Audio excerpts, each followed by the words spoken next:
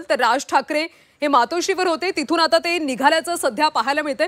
उद्धव ठाकरे आणि राज ठाकरे आज पुन्हा एकदा एकत्र आल्याचं पाहायला मिळतंय। तर शिवसेना ठाकरे पक्षाचे सचिन अहिर सध्या आपल्या सोबत जोडले गेलेले आहेत। अहिरजी, आपण पाहतोय की ठाकरे बंधूंची सारखी आता गाठीभेटी वाढल्याचं चित्र पाहायला मिळते। आज तुझा ते एका कार्यक्रमामध्ये एकत्र आले होते, सध्या नेमकं काय सुरू आहे? काही मोठी घोषणा भविष्यात होऊ शकते का? मला असं वाटतं कौटुंबिक कार्यक्रमाला पण त्याला राजकीय नजरेने पण बघणं योग्य होणार नाही। आज एक कौटुंबिक कार्यक्रमाला दोन्ही कुटुंबातली लोक भेटले होते। राजकीय चर्चा अशी काही कुटुंबाबरोबर होत नाही, हे तुम्ही सर्वांनी लक्षात ठेवलं पाहिजे। आणि कुटुंबाचा एक कार्यक्रम झाल्यानंतर समजा त्यांनी एकमेकांना सांगितलं असेल की या चहाला किंवा आपण बसूया, तुम्ही एवढ्या बाजूला आला तर येऊन जावा, असं काही झालं असावं। त्याची माहिती मला अजून नाही, तर मी बाहेर आहे। पण असं झालं तर त्याला वेगळ्या अर्थाने बघण्यात काय अर्थ नाही। ज्यावेळी युतीचा विषय येतो, पक्षाचा येतो, त्यावेळी दोन्ही पक्षाची वेगवेगळी भूमिका असते, वेगवेगळं व्यासपीठ आहे।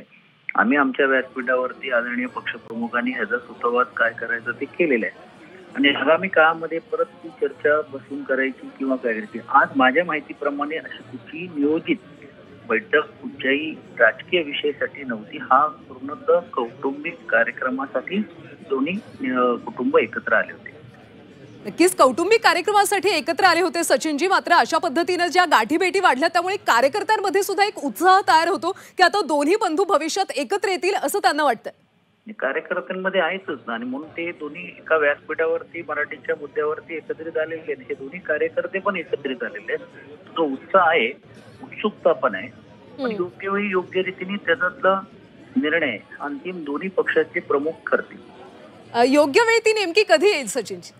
नाही, कसं आहे की आता बघा, नवरात्र संपलेले आहे, दसरा आमचा मेळावा झालेला आहे, त्यानंतर लगेच आता पूर परिस्थिती आहे, ह्याच्याकडे लक्ष देणं गरजेचं आहे। त्या बाबतीत आम्ही आमची भूमिका मांडतोय करतोय।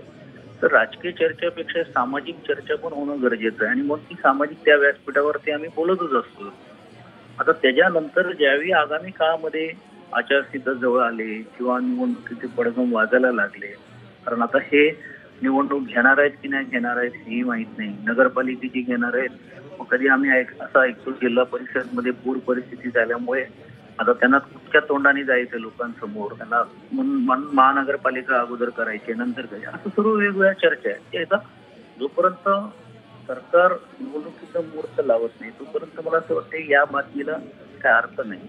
यावेळी या सर्व सुरुवात झाली तर त्याही दृष्टिकोनातून दोन्ही पक्षाचे प्रमुख बसून चर्चा करून किंवा त्या व्यासपीठावर नक्कीच अहिरजी, त्यामुळे लवकरात लवकर चर्चा होऊ दे आणि या संदर्भातला निर्णय समोर येऊ दे अशीच अपेक्षा आम्ही करतोय। धन्यवाद या सविस्तर प्रतिक्रियेसाठी।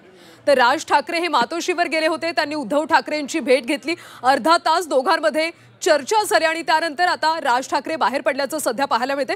काही वेळापूर्वी उद्धव ठाकरे आणि राज ठाकरे राऊतांच्या एका कौटुंबिक कार्यक्रमामध्ये एकत्र आले होते आणि त्यानंतर राज ठाकरे हे मातोश्रीवर गेले, तिथे अर्धा तास चर्चा झाली, दोन्ही कुटुंबाची भेट झाली आणि त्यानंतर आता राज ठाकरे मातोश्रीतून बाहेर पडल्याचं पाहायला मिळतंय। त्यामुळे आगामी निवडणुकीच्या पार्श्वभूमीवर काही मोठी घोषणा येत्या काळात होते का हे पाहणं सुद्धा महत्त्वाचं आहे, कारण कार्यकर्त्यांमध्ये सध्या प्रचंड उत्साह आहे। कार्यकर्त्यांचे डोळे सुद्धा या सगळ्याकडे लागलेत। गेल्या काही दिवसांपासून राज ठाकरे आणि उद्धव ठाकरे यांच्या भेटीगाठी वाढल्याचं चित्र पाहायला मिळतंय। दसरा मेळाव्यामध्ये सुद्धा उद्धव ठाकरे यांनी एक महत्त्वाचं विधान केलं होतं, आम्ही एकत्र आलोय ते एकत्र राहण्यासाठी, असं उद्धव ठाकरेंनी म्हटलं होतं। संजय राऊत सुद्धा रोज एक प्रकारे संकेत देत आहेत। त्यामुळे आगामी काळामध्ये राज ठाकरे उद्धव ठाकरे बीएमसी निवडणुकीसाठी एकत्र येतात का हे पाहणं महत्त्वाचं आहे। तर गाठीभेटींचा सिलसिला आपण पाहूयात। 5 जुलैला वरळीमध्ये मराठी भाषेसाठी मेळाव्यामध्ये दोघेही एकत्र आले होते। 27 जुलैला उद्धव ठाकरेंच्या वाढदिवसाला शुभेच्छा देण्यासाठी राज ठाकरे मातोश्रीवर गेले होते। 27 ऑगस्टला गणपती दर्शनासाठी उद्धव ठाकरे शिवतीर्थवर गेले। 10 सप्टेंबरला उद्धव ठाकरे आणि राज ठाकरे यांची शिवतीर्थवर भेट झाली होती। तर असा एक प्रकारे हा भेटीगाठींचा सिलसिला आहे आणि आज 5 ऑक्टोबरला राऊतांच्या कौटुंबिक कार्यक्रमानंतर राज ठाकरे हे मातोश्रीवर गेल्याचं पाहायला मिळालं आणि त्यानंतर आता राज ठाकरे मातोश्रीतून बाहेर पडलेत, मातोश्रीवर रवाना झाल्याची माहिती आपल्याला मिळते। काही वेळापूर्वी संजय राऊत यांच्या कौटुंबिक कार्यक्रमामध्ये उद्धव ठाकरे आणि राज ठाकरे एकत्र आले होते। गेल्या 2 महिन्यात अनेक गाठीभेटी झाल्याचं आपण पाहतोय। राज ठाकरे मातोश्रीवर गेले, अर्धा तास ते तिथे होते आणि त्यानंतर ते आता मातोश्रीतून बाहेर पडलेत। त्यामुळे राज ठाकरे आणि उद्धव ठाकरे यांच्यामध्ये नेमकी काय चर्चा झाली याची उत्सुकता आता सगळ्यांना लागली। आगामी निवडणुकांच्या पार्श्वभूमीवर नेमकं काय घडतंय हे पाहणं महत्त्वाचं आहे। मनसे नेते अविनाश अभ्यंकर सध्या आपल्यासोबत फोन लाईनवरून आहेत। अभ्यंकरजी, गेल्या काही महिन्यात गाठीभेटींचा सिलसिला वाढल्याचं पाहायला मिळते। आज सुद्धा उद्धव ठाकरे आणि राज ठाकरे यांची भेट झाली, काय भेटीचा नेमका अर्थ?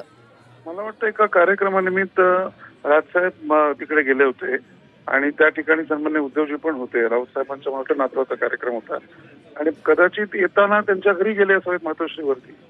त्यामुळे मला वाटतं कौटुंबिक भेट असावी आणि बाकी सगळं तुमच्याच माध्यमातून इतर गोष्टी करतात।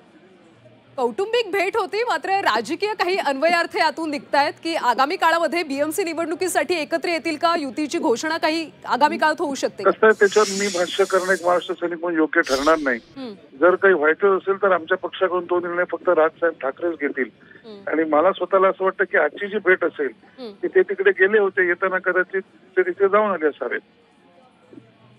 नक्कीच अभ्यंकरजी, धन्यवाद दिलेल्या प्रतिक्रियेबद्दल। तर राज ठाकरे आणि उद्धव ठाकरे यांची आज पुन्हा एकदा भेट झाली। गेल्या काही महिन्यांपासून भेटीचा सिलसिला वाढल्याचं पाहायला मिळतं।